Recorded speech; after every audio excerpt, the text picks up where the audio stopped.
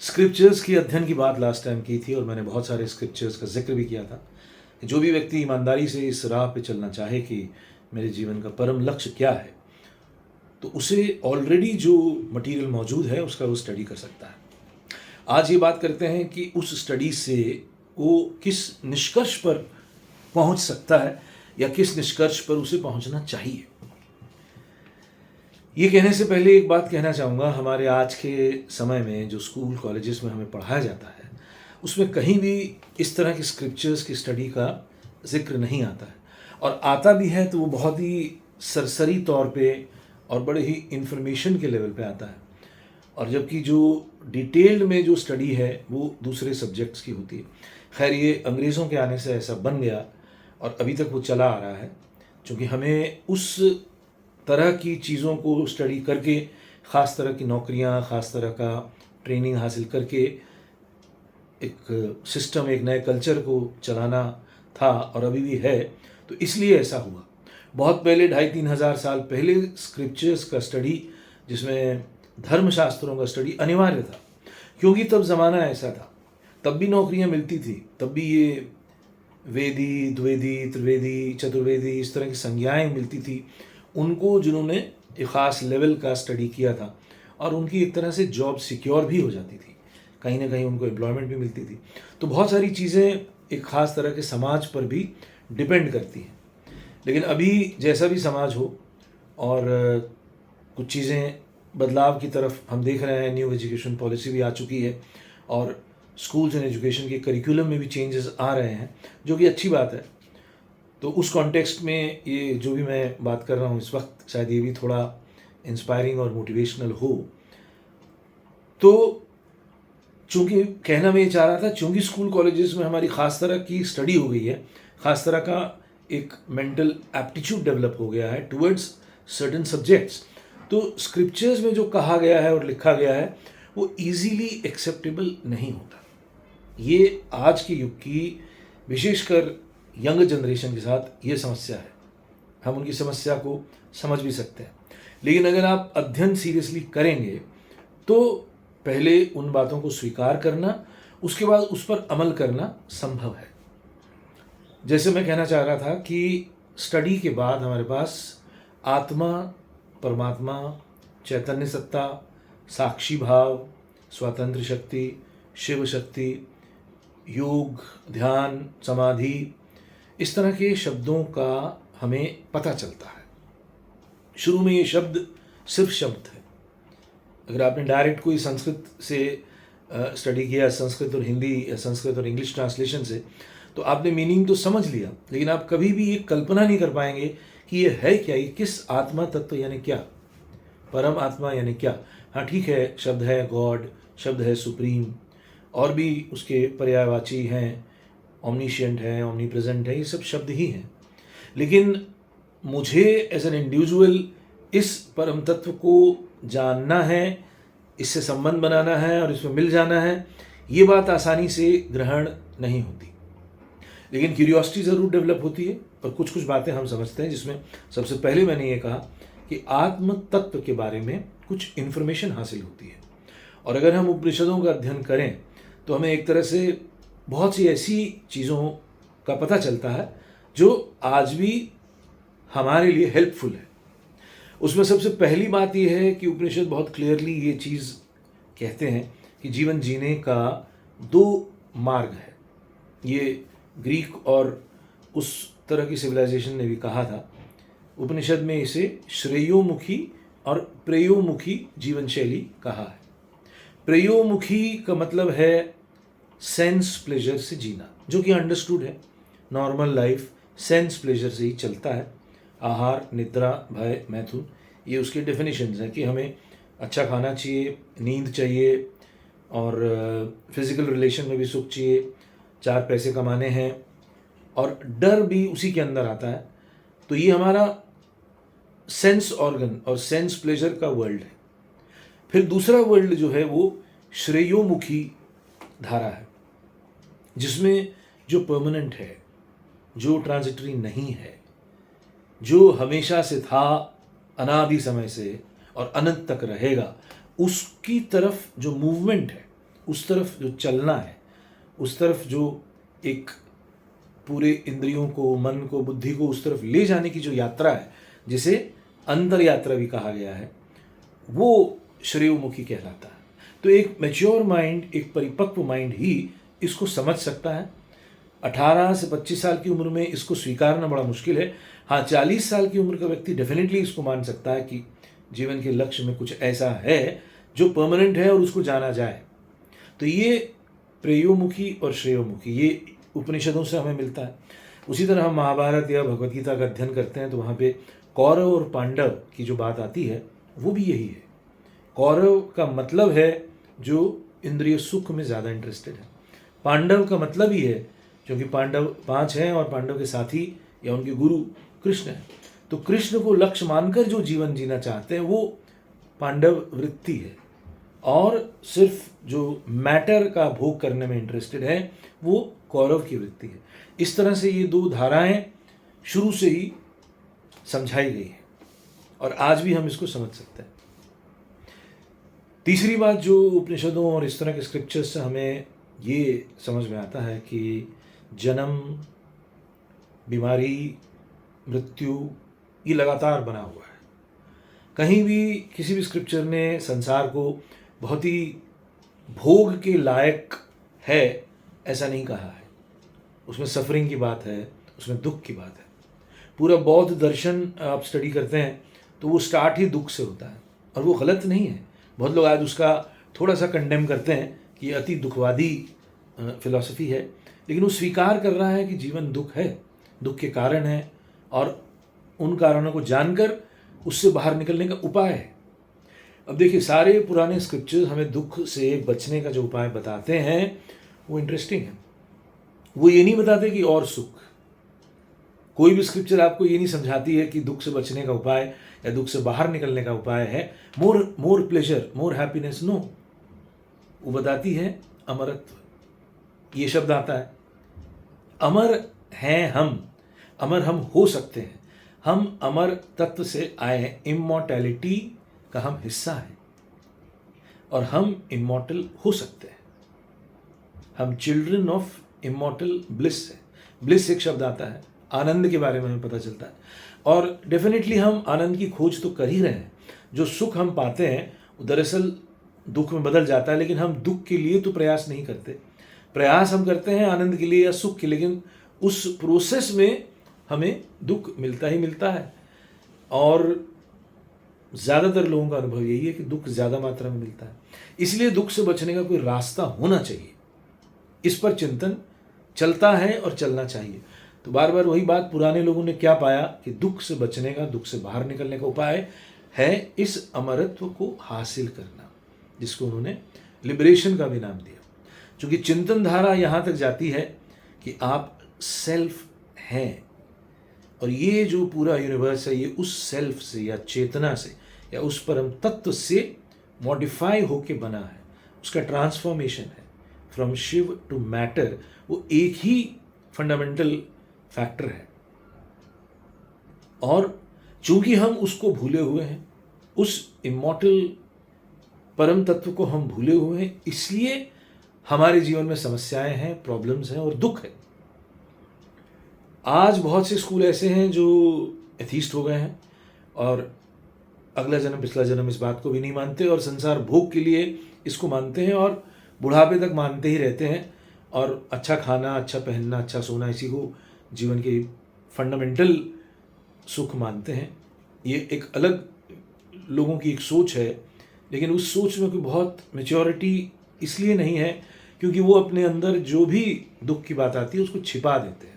वो सिर्फ एक ख़ास तरह का आडंबर लिए अपनी बात को कहते हैं और ठीक है, कुछ लोग उनसे भी प्रभावित होते हैं, लेकिन जो ईमानदार है अपने चिंतन के जगत में वो स्वीकार करेगा कि सफरिंग कंटिन्यूस है और क्या इस सफरिंग से मुक्ति मिल सकती है। और ये कोई भी सिविलाइजेशन में देखिए, किसी भी रिलीजन में देखें आप, वहाँ हर जगह ये बात आती ही आती है। और पुराना शब्द हमारे पास गॉड था, ईश्वर था, वो अभी भी है और उस पे चल के, उस राह पे चलते हुए ही हमें सफरिंग से मुक्ति मिल सकती है। तो जीवन के लक्ष्य में ये बात धीरे धीरे आती है कि मुझे इस ईश्वर तत्व को जानना है और मुझे इस ईश्वर तत्व से संबंध बनाना है। और ये ईश्वर तत्व ही है जिसने इस पूरे यूनिवर्स को बनाया है। वो जो बनाया है, इसमें जो धारणा आती है कोई व्यक्ति बूढ़ा बाबा बैठ के बना रहा है, ऐसा नहीं है। साइंस ने हमें आज ये बता दिया कि पहले मैटर था, फिर अब एनर्जी है। तो एनर्जी चारों तरफ है, वो इलेक्ट्रिक है, वो मैग्नेटिक है, इलेक्ट्रोमैग्नेटिक है, 1000 तरह के नाम हैं एनर्जी के। लेकिन जो स्पिरिचुअल फिलॉसफी या ये रिलीजियस फिलॉसफी है, वो ये बताती है कि इस एनर्जी का कोई मास्टर है, इस एनर्जी को कंट्रोल करने वाली कोई सत्ता है, वो भी उतनी ही सूक्ष्म है। वो कोई बूढ़े बाबा की शक्ल में नहीं है, वो कोई व्यक्ति नहीं है, वो एक सत्ता है, उससे भी सटल। जैसे हमारा शरीर है, इसको कंट्रोलिंग जो एजेंट है वो माइंड है। माइंड कहाँ दिखता है? हम माइंड को ऐसे अपने बॉडी को कट करें तो भी माइंड कहीं दिखाई नहीं देता। फिर और सूक्ष्म उससे इंटेलेक्ट भी कहाँ दिखाई देता है? तो मेडिकल साइंस आपका माइंड ढूंढ नहीं सकती, इसलिए मेडिकल साइंस माइंड पर काम ही नहीं किया कुछ। उसके लिए अलग ब्रांच ऑफ स्टडी बना साइकोलॉजी। तो माइंड से भी सूक्ष्म इंटेलेक्ट से भी सूक्ष्म जो आत्म तत्व है, वो सबका मालिक है, वो सबका कंट्रोलर है। ये पॉइंट समझने लायक है। और इसके साथ जो ये समझना है कि वो आप ही के अंदर है, उसको अंतर यात्रा से खोजना होगा, इनवर्ड जर्नी से खोजना होगा। एक जर्नी आउटवर्ड भी है जिसमें प्रेयर्स और प्रेजिंग द लॉर्ड, उस लॉर्ड या उस सेल्फ की जो स्तुति है, उससे भी किया जाता रहा है। आज तक की टेक्निक जनमानस के लिए वही रही है कि हमें एक्सटर्नल वर्ल्ड में, जो हम टेम्पल्स में, मॉस्क में या गिरजाघरों में, चर्च में देखते आए हैं, तो आसान नहीं है अंतर यात्रा करना। इसीलिए मनुष्य को पहले बहिर्यात्रा से परिचय कराया। बट थोड़ा ही माइंड मैच्योर होता है तो वो ये समझता है कि ये जो परम तत्व है ये मेरे भीतर भी है, तो मैं अपने अंदर खोजूं। अपने अंदर कैसे खोजूंगा? उसके लिए थोड़ी मेहनत, थोड़ा प्रैक्टिस, और जिसे अगर हम योग की भाषा इस्तेमाल करें तो उसे हम प्रत्याहार से ये बात शुरू होती है और धारणा और ध्यान तक आगे बढ़ती है। तो वो उसका प्रैक्टिकल एस्पेक्ट है। थ्योरी में अगर हमने कुछ जाना और वहीं तक सीमित हुए तो हमारा वो जो नॉलेज है वो थ्योरेटिकल ही रहेगा। जैसे आपने संगीत की सारी किताबें पढ़ ली लेकिन आप गा नहीं सकते, कोई इंस्ट्रूमेंट नहीं बजा सकते, तो आपका ज्ञान थ्योरेटिकल है। हाँ, दूसरे के गायन को आप अप्रिशिएट कर सकते हैं, ये समझ में आएगा। लेकिन यहाँ भी वैसी बात है, वो आपको स्वयं चलना पड़ेगा। तो उस स्वयं चलने के शुरुआती दिनों में आपको खुद कुछ कुछ ढूंढना पड़ेगा। क्योंकि शुरू में व्यक्ति अहंकारी ही होता है, उसका जो ईगो है वो ईजिली मेल्ट नहीं होता, ईजिली सरेंडर नहीं करता, इसलिए वो ईजिली किसी टीचर को एक्सेप्ट भी नहीं कर पाता है। यहाँ पे एक और इंटरेस्टिंग पॉइंट है जो मैं शेयर करना चाहूँगा। आप दूसरे किसी भी फील्ड में, चाहे वो संगीत हो, नृत्य हो, एक्टिंग हो, या इसके अलावा जिम सीखना हो या कोई भी सीखना हो, आप आसानी से टीचर ढूंढते हैं, कोर्स ढूंढते हैं और वहाँ फीस दे के सीखना चाहते हैं और सीखते भी हैं कुछ। लेकिन यहाँ आसानी से आप टीचर नहीं ढूंढते, और अगर आप ढूंढना भी चाहते हैं तो आप चाहते हैं वो वर्ल्ड का बेस्ट टीचर हो। ये फिर वो ईगो वाली बात आती है, जो हम मामूली नहीं है, हम ये समझ रहे हैं तो इसलिए हमारा टीचर भी बहुत बड़ा होना चाहिए, तो हम बड़े गुरु को ढूंढते हैं। इसलिए आज के समय में गुरुओं को बहुत पॉपुलर कराया जा रहा है।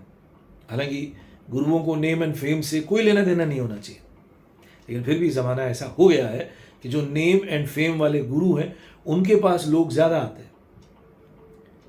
तो टीचर की खोज ये अगला स्टेप हो जाता है। लेकिन उससे पहले किताबों से जो मिल सकता है वो आपको कर लेना चाहिए और उस दिशा में कुछ समय बिताना चाहिए। उस दिशा में प्रैक्टिकली कुछ करने के लिए आपको टाइम भी निकालना चाहिए। जैसे स्टडी के लिए टाइम निकाला, फिर रोज़ सुबह और शाम अगर किस पुस्तक में आपने ये पढ़ लिया कि ओम का जप करने से आप उस ईश्वर के नज़दीक पहुंचते हैं, तो कीजिए, स्टार्ट कीजिए। आपको नहीं आता पद्मासन तो जैसे आता है वैसे कीजिए। जो पुस्तक में आपने किसी किताब में पढ़ लिया है तो ट्राई कीजिए, कोई बुराई नहीं उसमें। You should start. आप अगर कहीं कोई मामूली सा मेडिटेशन कैंप भी अटेंड किए और वहाँ पे सिर्फ श्वास प्रश्वास पे ध्यान देने की क्रिया सिखाई गई है तो उस क्रिया को कीजिए। ये करना शुरू करना पड़ेगा इसमें आगे बढ़ने के लिए, चूँकि ये step by step he journey है और बहुत ही स्लो प्रोसेस है। इसमें रिज़ल्ट बहुत तीव्रता से, बहुत जल्दी से नहीं आते। मैंने पहले भी एक वीडियो में कहा था कि आपको बाकायदा अपने 24 घंटे में से एटलीस्ट 1.5-2 घंटे निकालने होंगे सुबह और शाम, जिसमें आप थोड़ा सा अध्ययन और थोड़ा सा अभ्यास, वो भी लगातार, वो करते रहें। तो आज हमने जो बातचीत की उसका सारांश यही है कि आत्म तत्व या परमात्म तत्व या अनादि तत्व या अनाम, अजर, अमर, ये जो शब्द हम पढ़ रहे हैं, ईश्वर, शिव, स्वतंत्र शक्ति, ये जो शब्दों से हमारा कनेक्ट हो रहा है, इस पर हमें थोड़ा यकीन भी करना पड़ेगा। ये यकीन बड़ा इंपॉर्टेंट है, ये विश्वास बड़ा इंपॉर्टेंट है, क्योंकि बगैर किसी कॉन्सेप्ट को माने आप उस पर चल नहीं सकते। तो जैसे ही आप उसको सपोज करके माने कि हाँ है, चलो मैं देखूं तो सही। जो साइंटिफिक टेम्परामेंट वाला आदमी है, उसको एक्सपेरिमेंट करने में या ट्रायल एंड एरर मेथड से चलने में कोई परहेज नहीं होना चाहिए, उसको ट्राई करना चाहिए और रैशनल माइंड से जज करते रहना चाहिए कि मैंने क्या पाया, क्या नहीं पाया। तो उसमें मेरी हिदायत या मेरा एडवाइस यही रहता है कि जितना थ्योरी उतना प्रैक्टिस, प्रैक्टिकल ज़्यादा रहो। थ्योरेटिकली कुछ जाना, उसको अभ्यास में लाते रहो, थोड़ा थोड़ा अभ्यास लगातार करते रहना चाहिए। बिकॉज हमारा शरीर और हमारा मन पुरानी बातों, टॉपिक्स और सब्जेक्ट्स और थ्योरीज से इतना ग्रस्त है कि वो आसानी से उसमें चेंज नहीं आता। और अगर आपको कोई अच्छा टीचर मिलता है तो आप उसको ईजिली एक्सेप्ट भी नहीं कर पाते हैं। पैसा देना तो दूर की बात है, और कई जगह आपने पैसे दे भी दिए होते हैं और कुछ रिजल्ट मिलता नहीं है, ये भी होता है। और जो सही टीचर होता है वो शायद आपसे पैसे लेगा भी नहीं, ये भी बात है। तो सही टीचर की खोज, ये अगला कदम है। तो इस विषय पर मैं अगले वीडियो में बात करूंगा कि टीचर की खोज के लिए आपकी मनस्थिति कैसी होनी चाहिए। उसमें सबसे पहली बात अभी शेयर करता हूं, वो ये है कि आपके अपने प्रयास फेल हो जाने चाहिए, आपको निराशा मिलनी चाहिए। जब तक आप निराश नहीं होंगे खुद के प्रयासों से, अध्ययन तो आप खुद कर सकते हैं, उसमें कोई दिक्कत नहीं। और कई दोस्तों से, मित्रों से, विद्वान जनों से भी आप टॉपिक्स पे शेयरिंग हो सकती है, स्टडी की शेयरिंग हो सकती है। और किताबें और लिटरेचर तो अथाह है, लेकिन प्रैक्टिकली जब कुछ करने जाएंगे तो आप कुछ कुछ पाएंगे। वो ये कि मेरे से हो नहीं रहा है, I am not getting anything, I am not reaching anything, मैं तो वहीं ढाक के तीन पात में ही घूम रहा हूँ। तब ऐसे में टीचर की ज़रूरत अनिवार्य रूप से पड़ती है, और टीचर को टीचर मान लेने के लिए भी एक साहस की ज़रूरत पड़ती है। और वो साहस कैसे आता है, आपका अपना थोड़ा सा जो अहंकार है, जैसे ही थोड़ा कम होता है तो आप टीचर को अट्रैक्ट करते हैं। अहंकार कम क्यों होगा, वो आपके जीवन में, जो साधारण जीवन है उसके जीवन में आप जो चोटें खा रहे हैं, जो नई नई मुश्किलें अनुभव कर रहे हैं, जिसमें आप हेल्पलेस महसूस कर रहे हैं, उस अनुभव से आता है। जो बहुत ही स्ट्रांग है, करेजियस है, वो कभी भी इस तरह हेल्पलेस फील नहीं करता, तो वो कभी इस ट्रैक पे चलेगा भी नहीं। इसलिए भारतीय संस्कृति में एक पुरानी कहावत है, हारे को हरिनाम। हारना ज़रूरी, बार बार हारना पड़ता है, अंत में तो हार ही हार है। साधारण प्रेम में भी हार है, और ये दिव्य प्रेम में तो अल्टीमेट हार हो जाती है। खैर वो बात की बातें हैं, वो बहुत सरेंडर और दूसरी बात से जुड़ी हुई बात है। लेकिन मैं अभी बिगिनर्स के लिए कह रहा हूँ कि अध्ययन और साथ में अभ्यास, और फौरन एक टीचर को खोजने की कोशिश। टीचर को खोजने के लिए क्या कुछ करना होगा, इसके बारे में अगली बार। तब तक के लिए थैंक यू सो मच, और सुनने देखने के लिए बहुत बहुत धन्यवाद। नमस्कार।